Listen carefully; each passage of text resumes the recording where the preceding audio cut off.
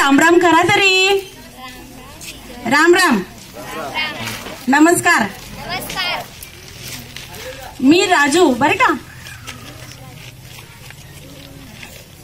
काय रे राजू एकटाच चाललाय का.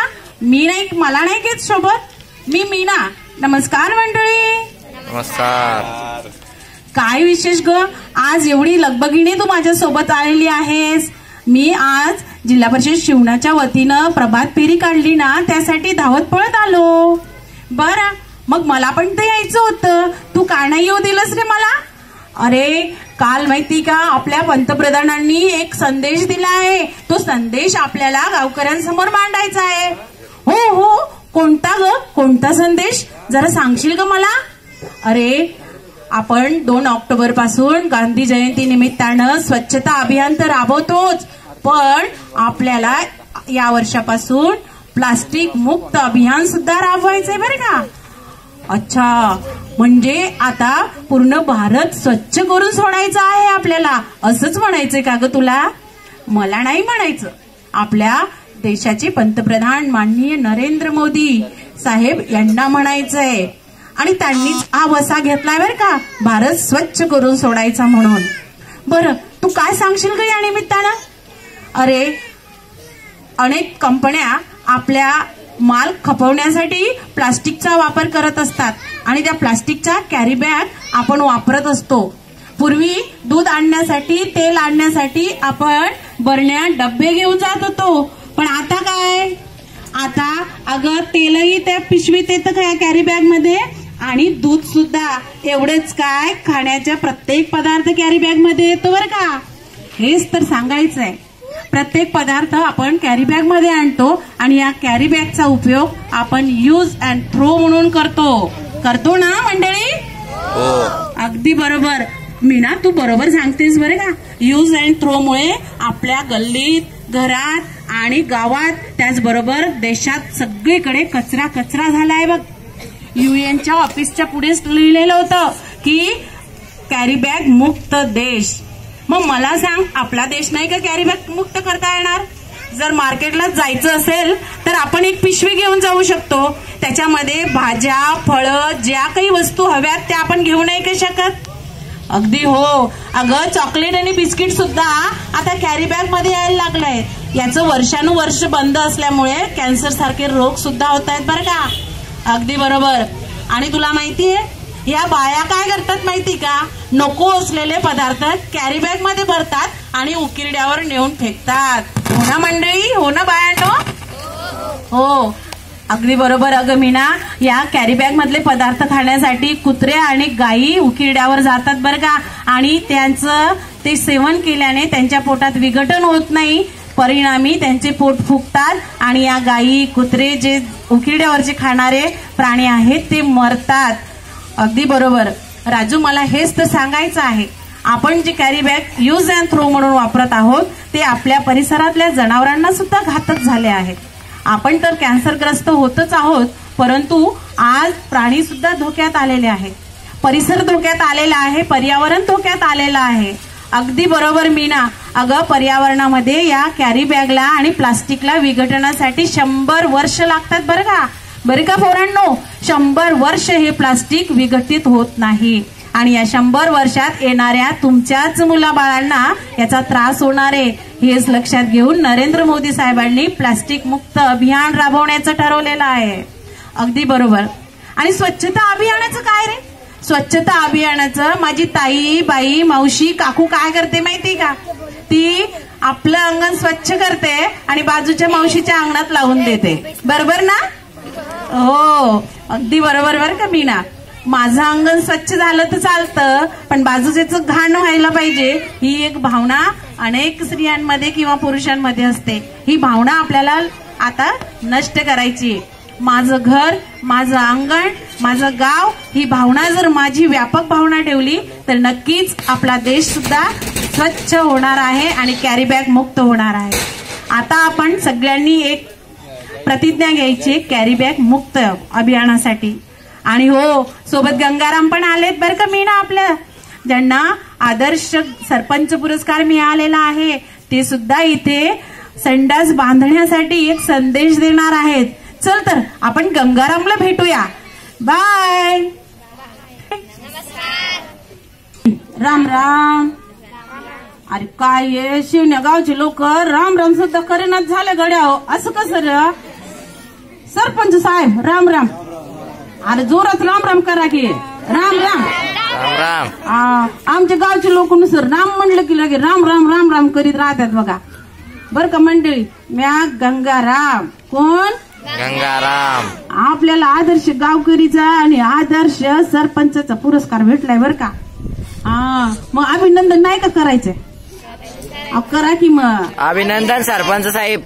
बर गंगाराम, तू कशा पद्धतीने आदर्श पुरस्कार मिळवला किंवा आदर्श गावकरी पुरस्कार, आदर्श ग्रामपंचायतला पण तुला पुरस्कार मिळालाय, सांगशील का रे जरा या लोकांना कसा मिळवला ते?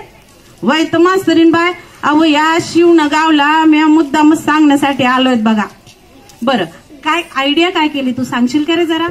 वय वय, आपल्याला गंगाराम म्हणत्या आणि आयडियाचा अख्खा खजानाच भरलाय बरं का ह्या डोक्यामध्ये. साधं सुद्धा समजू नका तुम्ही. दादा कोंडकेचा गंग्या आहे मी, गंग्या. बरं, तू तुझी स्तुती सोड आणि तू काय उपक्रम केला होता ते सांगशील का जरा रे या गावकऱ्यांना? वय वय मंडळी, जेव्हापासून पंतप्रधान नरेंद्र मोदी साहेबांनी सांगितलं की आपल्याला स्वच्छता अभियान आणि हागणदारी गाव मुक्त करायचं, तेव्हापासून आपण बी ठरवलं आपलं गाव हागणदारी मुक्त करायचं. अहो सकाळी उठलं, कोणी पाहुणा गावातून आला की तो पहिलं वास घेऊन समजायचं की अरे हे गंग्याचं गाव आहे बर का. गावात प्रवेश केला की गंग्याचं गाव आलं असं म्हणून ओळखायचं आमच्या गावाला. पण म्या ठरवलं हागणदारी मुक्त करायचं आणि अख्ख्या गावाला संडास बांधायचं. बरं, मग काय केलं रे तू नेमकं असं सांगशील का? म्या सुरुवातीला काय केलं माहिती का? जो कोणी उघड्यावर शौचालयाला जाईल त्याला सगळ्यांना सूचना दिली की उघड्यावर जाऊ नका, रोगराई पसरती, गॅस्ट्रो होतो, हागवण होतो आणि मग डॉक्टरचं घर भरावतं, हे समज सांगितलं. पण कोणी ऐकायलाच तयार नाही. मग म्या बी हुशार, म्या काय केलं, एक रातचा कार्यक्रम ठेवला. रातचा कार्यक्रम? अरे काय तमाशा बिमाशा ठेवला की काय तू? नाही नाही, रातचा कार्यक्रम म्हणजे काय तमाशाच असतो होय मॅडम? मग काय असतं रे, काय नेमकं काय ठेवला तू? रातचा कार्यक्रम म्हणजे एक संगीतमय कार्यक्रम ठेवला आणि अख्ख्या गावाला सांगितलं की तू मत जा रे, मत जा रे, मत जा रे, तू खुले में शौच मत जा रे. अरे वा, म्हणजे खुल्यात शौच करायला म्हणजेच संडासला जाऊ नको असं सांगितलंस का? वय, तू मत जा रे, तू मत जा रे, खुले में शौच तू मत जा रे. मग तू जा रे, तू जा रे, शौचालय में तू जा रे, तू जा रे, तू जा रे, शौचालय में तू जा रे. अच्छा, म्हणजे उघड्यावर शौचालयाला तू जाऊ नको, शौचालयातच शौचालयात जा असं तुला म्हणायचं होतं का? अगदी बरोबर. मग काय काय फरक पडला का रे? होय तर मास्तरीन बाय, पडला म्हणजे काय, दुसऱ्या दिवशी जो कोणी हगाला गेलं डब्बा घेऊन की त्याला म्या जो उघड्यावर दिसला की त्याला गुलाबाचं फुल दिलं आणि त्याचा सत्कार केला. हे असं गुलाबाचं फुल. दिसला हागणारा माणूस की ते गुलाबाचं फुल, दिसला हागणारा माणूस की ते गुलाबाचं फुल. अच्छा, म्हणजे तू गांधीगिरी केलीस का? वय वय, मग थांबलं का रे? अहो मॅडम, मास्तरी बाय कशाचं थांबत्यात? त्या लोकांना काय वाटलं माहिती का, सरपंच आला आणि आपण उघड्यावर बसून राहिले म्हणून सकाळी सकाळी सेल्फीज घ्यायला लागला काय असं म्हणून ते हे मस्त नवीन नवीन कपडे घेऊन यायला लागले, सत्कार फुल घ्यायला लागलेत आणि माझ्या संग सेल्फी काढायला लागलेत बघा. हे असा, हे असा आणि हे असा. हे गाव म्हणजे का सुधारायचं गाव नव्हतं, पण आपण बी हुशार. मग म्या गेलो पोलीस स्टेशनला आणि पोलिसांकडे तक्रार केली. जो कोणी उघड्यावर बसल त्याचं पाव आमचं काय होतं ते बघा, गाव आमचं लय हागर झालं असं. मग रे काय झालं नेमकं सांगशील का? वय मास्तरीन बाय, मग दुसऱ्या दिवशी जो कोणी उघड्यावर बसलं, पोलीस आले, जो कोणी उघड्यावर बसलं की हान दंडुका, जो कोणी बसला उघड्यावर की हान दंडुका, असं करू करू कायद्याच्या धाकानं आमचं गाव अख्खच्या अख्खं हागणदारी मुक्त केलं बघा. आणि हागणदारी गाव केल्यामुळं मोपला सत्कार बी झाला आणि 1 लाखाचं बक्षीस आमच्या ग्रामपंचायतला भेटलं बरं का. आहे की हुशार मग? अरे गंगाराम तू खरंच हुशार आहे. मग या शिवण्या गावच्या सरपंचांना पण तू ही आयडिया द्यायला हवी होती ना. इथे कोणीच उघड्यावर शौचालयाला गेलं नसतं. मग आता आपण या गावचे सरपंच आणि सगळ्या गावकऱ्यांना एक संदेश देणार आहोत. देशील का तू तुझ्या मनाने? वय वय मंडळी आणि पोरांनो, तुम्ही समद्यांनी उघड्यावर कोणी शौचालयाला जायचं नाही. आपल्या घरामध्ये शौचालय बांधायचा आणि त्याच्यातच हागायला जायचं.